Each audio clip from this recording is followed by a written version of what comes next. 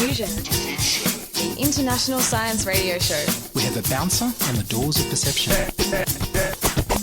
The good, the bad, the ugly. It gets pretty exciting. The myths, the truths. Toxicology. Astroseismology. Magnetism. The dark side. Genetically engineered potatoes. Planetoid. Planetoid. I love that word.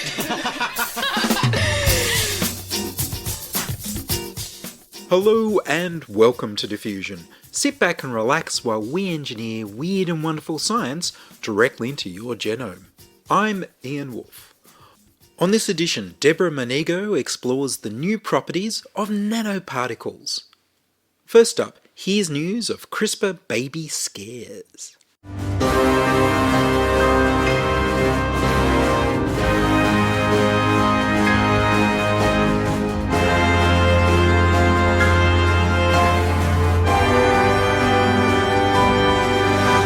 Peer review by Twitter. Remember the Chinese babies genetically engineered with the CRISPR-Cas9 tool to be protected from AIDS? By Zhonghui He.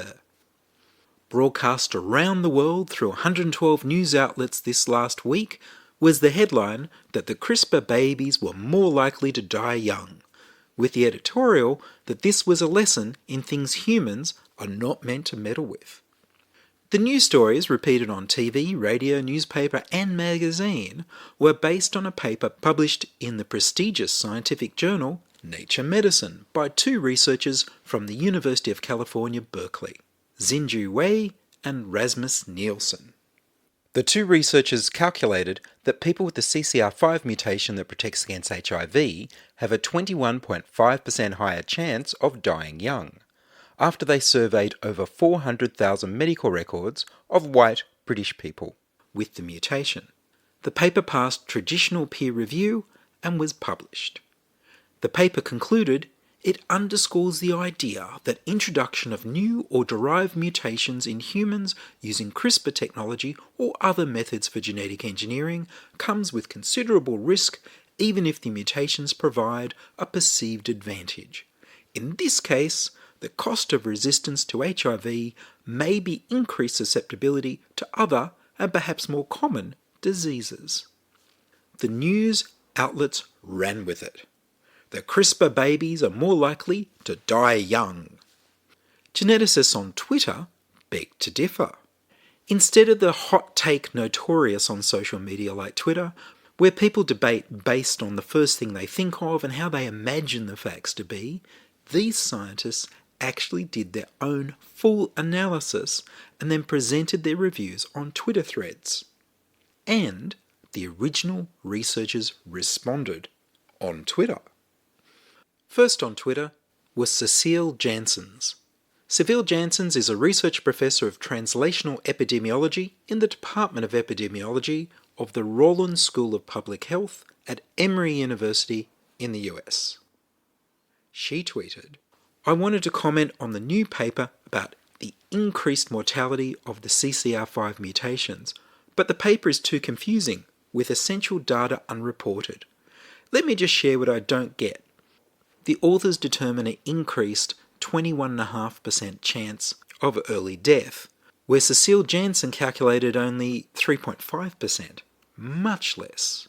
Cecile then tweeted, "What I do get is that the relevant information was missing. How many people died in the study population? How many in each genotype group? I want confidence bands in the plot and population size at each age below. The confidence intervals in the supplementary tables are huge. The confidence bands and confidence intervals show how much error there is in the data. Huge confidence bands mean a huge amount of errors, which means less confidence in the conclusions."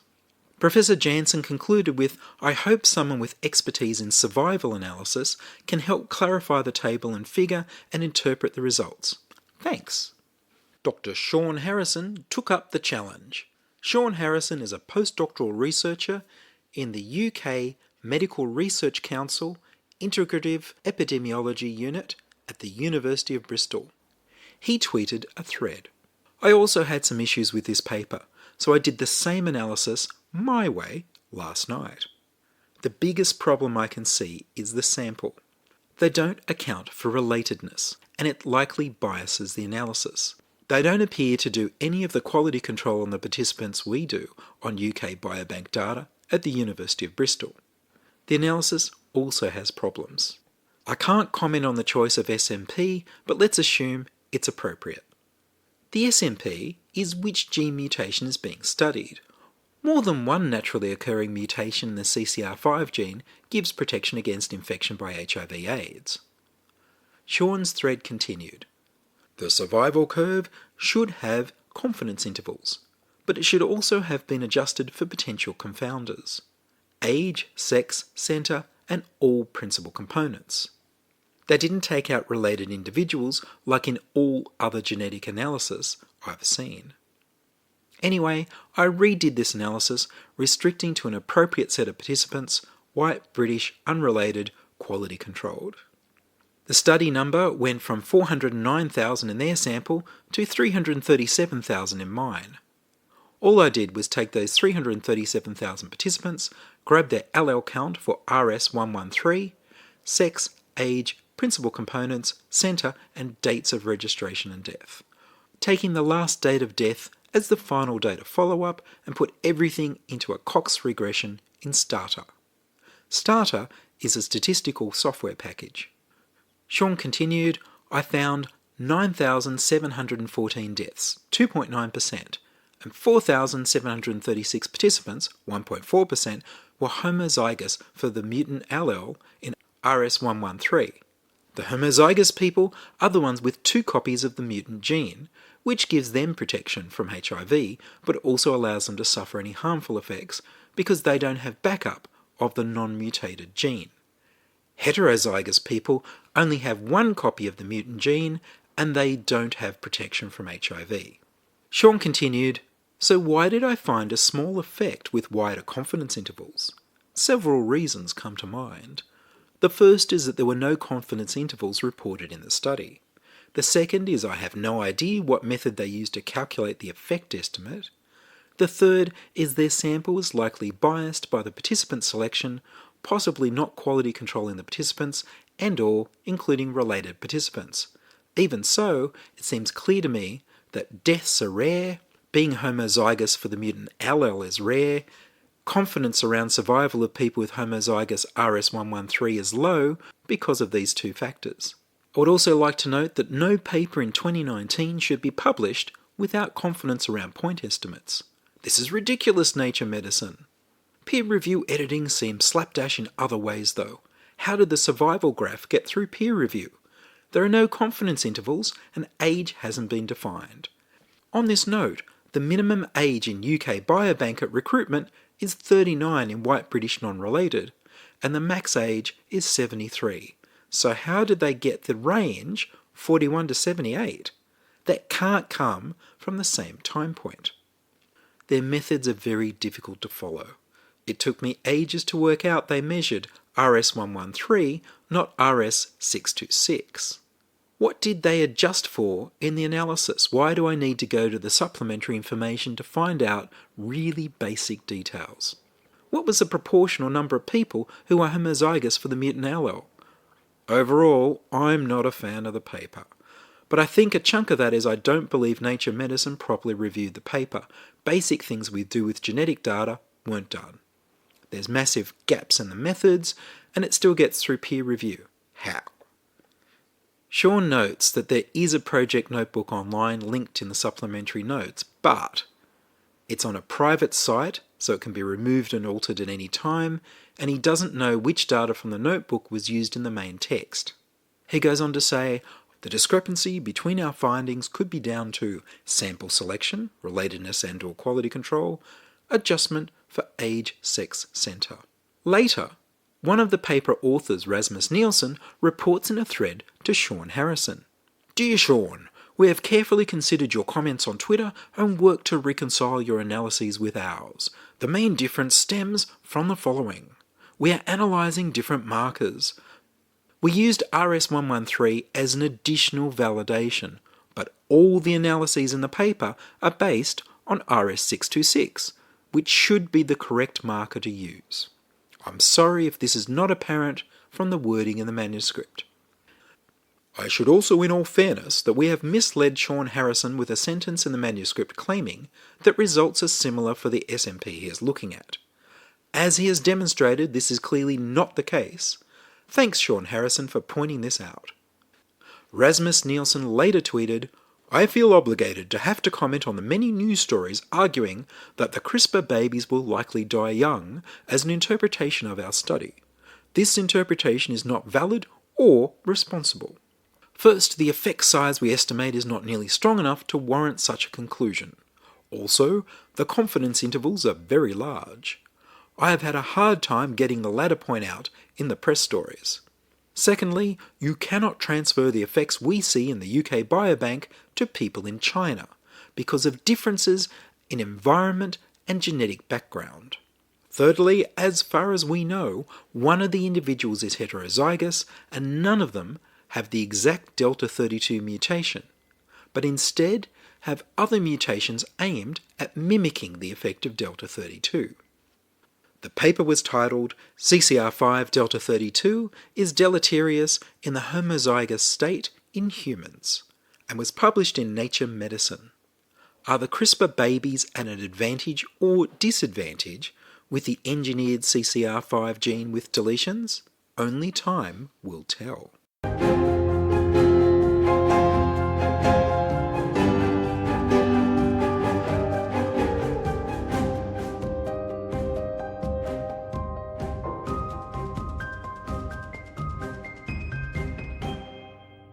You're listening to Ian Woolf on Diffusion Science Radio.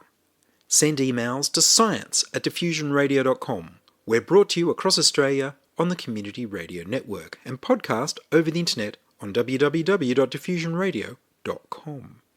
Nanoparticles. Debora Monego is a PhD student in the School of Chemistry at the University of Sydney. She's been studying the way nanoparticles interact with each other for the past 3 years. This is the final year of her PhD.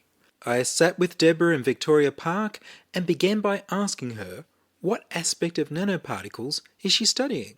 I am looking at how nanoparticles interact with one another in solution.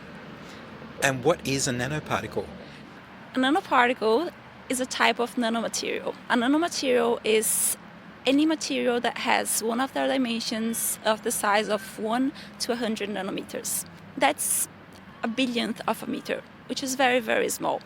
It's even hard to imagine. So, for example, if you make a nanoparticle the size of a football, the football would be the size of the Earth. So that's the sort of dimensions we're talking about. So you can have nanomaterials that have one of their dimensions of those sort of size, such as wires, where you have very narrow wires but very long, or even viruses, proteins. And what I work with is particles that have sort of all of their dimensions in that scale. So they are almost like spherical particles with nano dimensions. When you get things down that small, do they have the same properties as if they were normal size?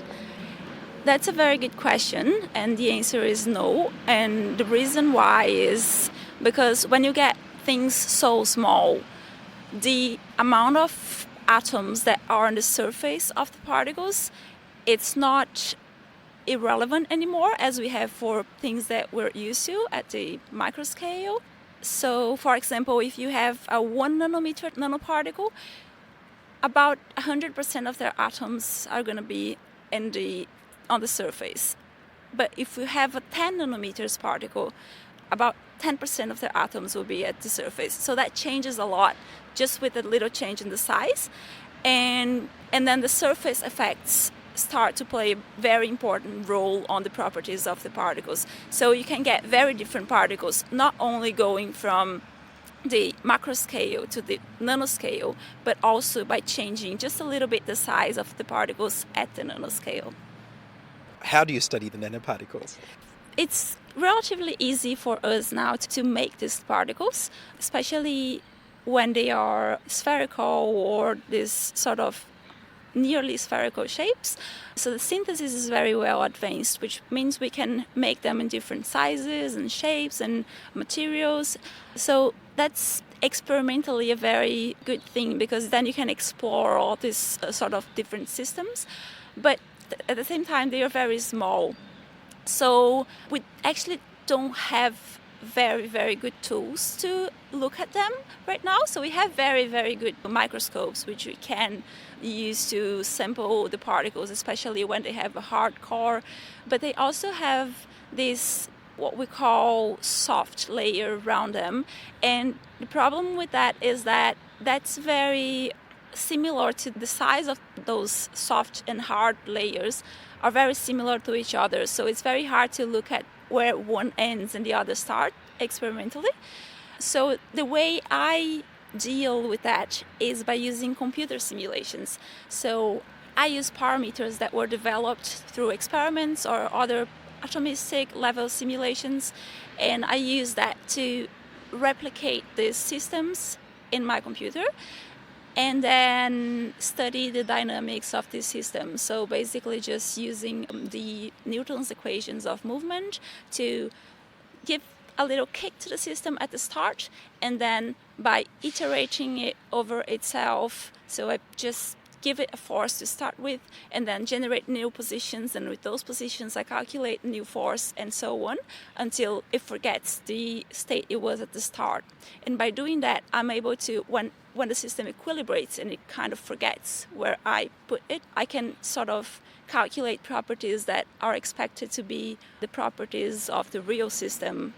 By doing that, I can sample each of these individual components of nanoparticles individually and with a very good control. So I can change the size of the particle, I can change the size of the solvent that is surrounding the particle, and I can see how each of those things affect the system.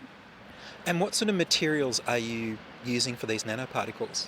So my research is quite fundamental. So I'm looking at the properties in a general way and how we could design particles in a more general way. So I'm looking for rules of design of particles if you want the structures you're building to have specific properties.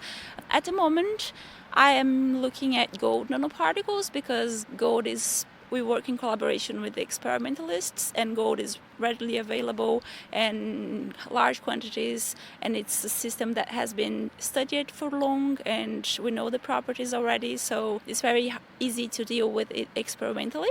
So I work with that, but we've done simulations with other materials. So gold is like a metallic core. We've done simulations with a semiconducting core, and we see the same trends. So we don't think they are necessarily related to the material itself so much of the core, because we're looking at wetching properties and what defines that is sort of the ligands that are around the particles. So that's the focus of our research. And what's a ligand? That's a very good question. So because of the large quantity of atoms on the surface of these particles, they are very reactive and they're very unstable. So imagine if you put a bunch of particles of gold in a liquid, they will prefer to stick together instead of being around the liquid. But we don't want that, because then we just end up with a macro particle of gold instead of individual nanoparticles, and we can't really choose how they will form the structures if they just form other things by themselves. So we want to keep them stable in solution so you can deal with it properly later.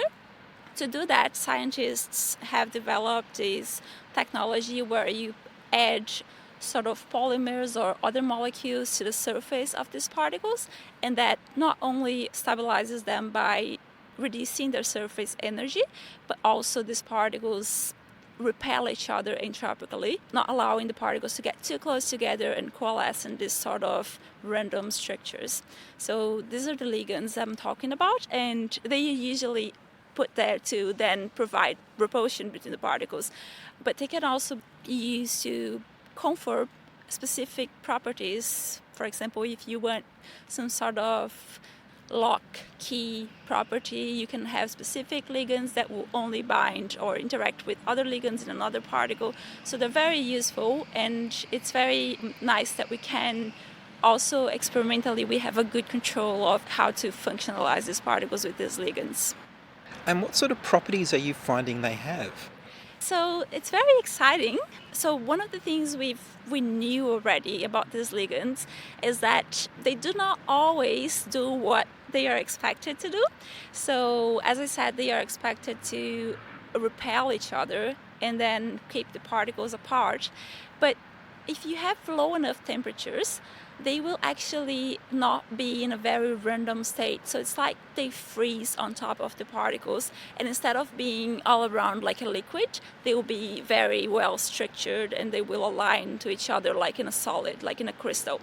And then they form these sort of regions on top of the particles, and they do not move around anymore, so they can't repel each other. Instead, they will attract ligands that are also aligned on the other particle. So it switches the interaction from what we wanted at the start, from repulsive to attractive. And that might seem like a not very good thing, because we say, oh, well, we added them there in the first place to keep them apart, and now they're driving them together.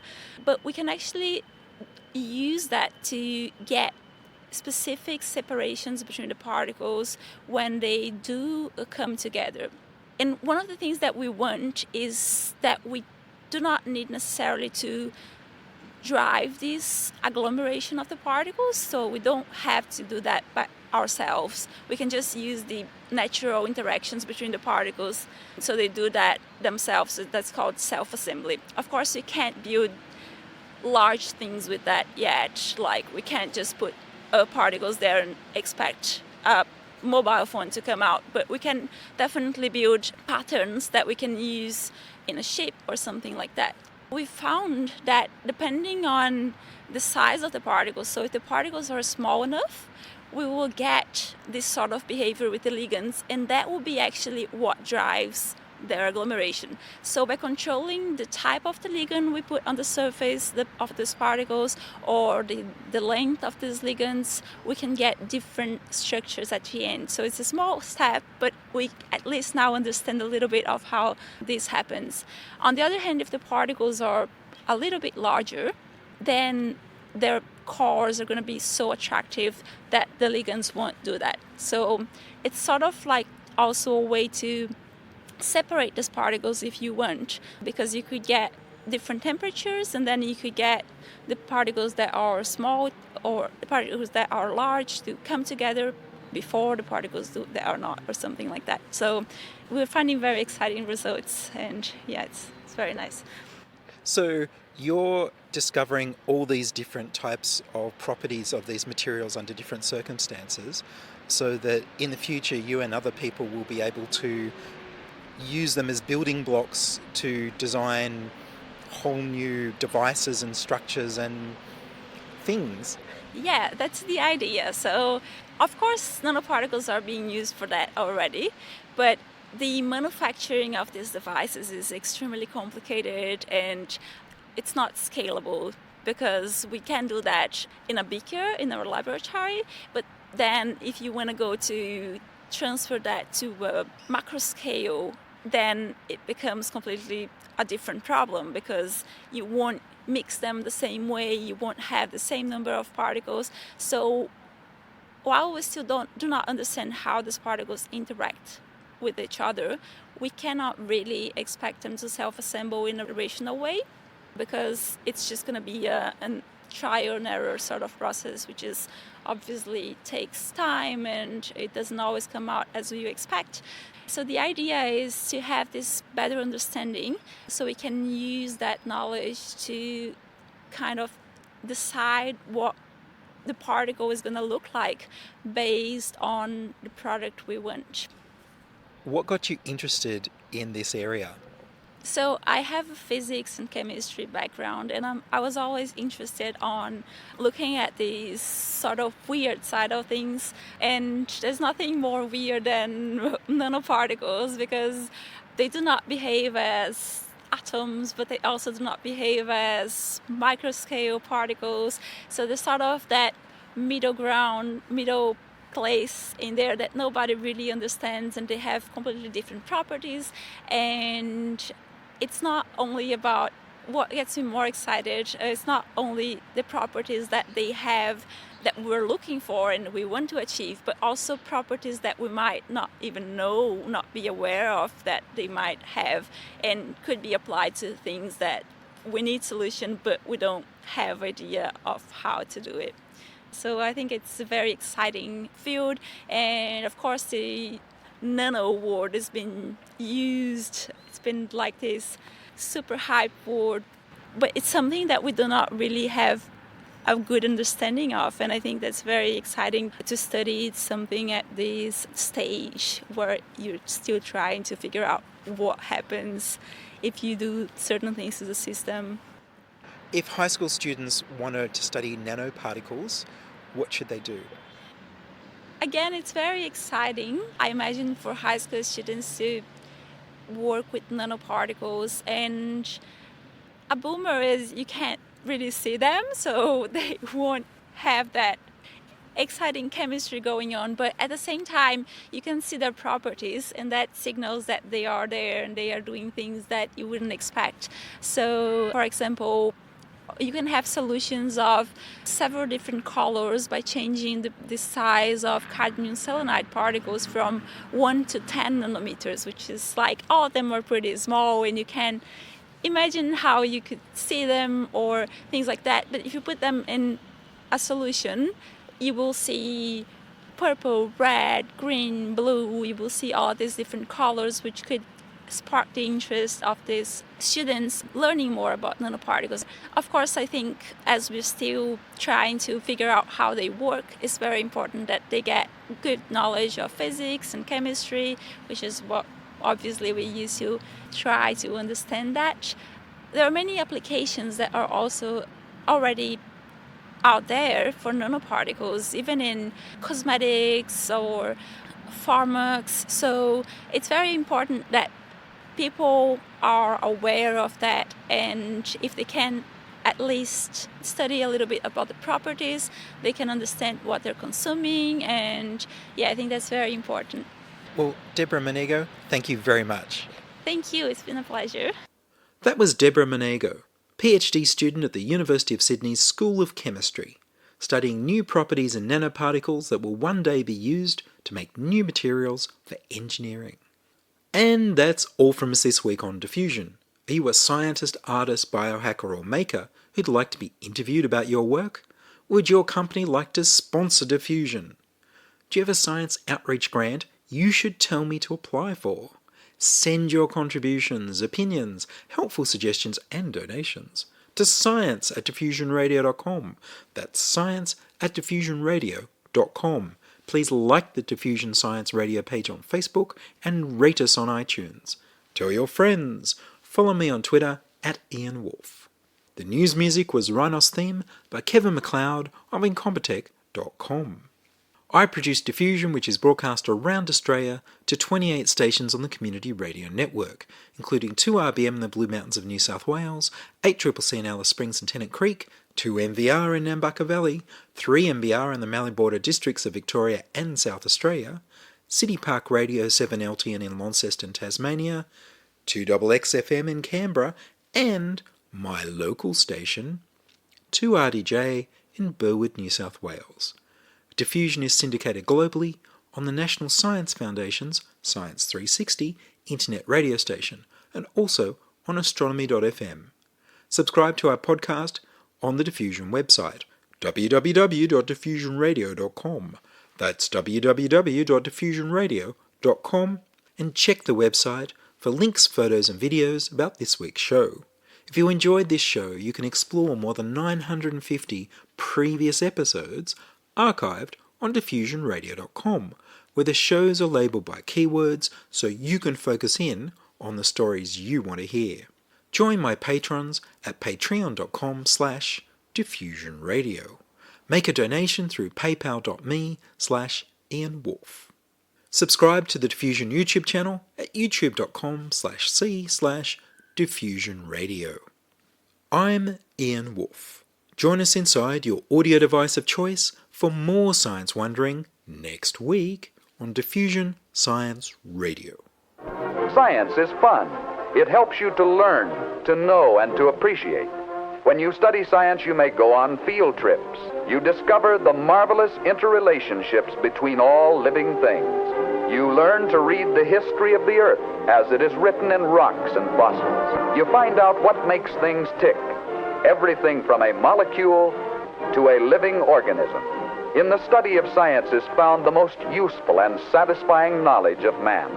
Knowledge of his physical world, its past, its present, and its future. And in your moments of relaxation, now and in the years to come, you will find the study of science leading you into fascinating pursuits. Photography, collecting. Why study science? Study science because you will find in the study of science a richer, more rewarding life.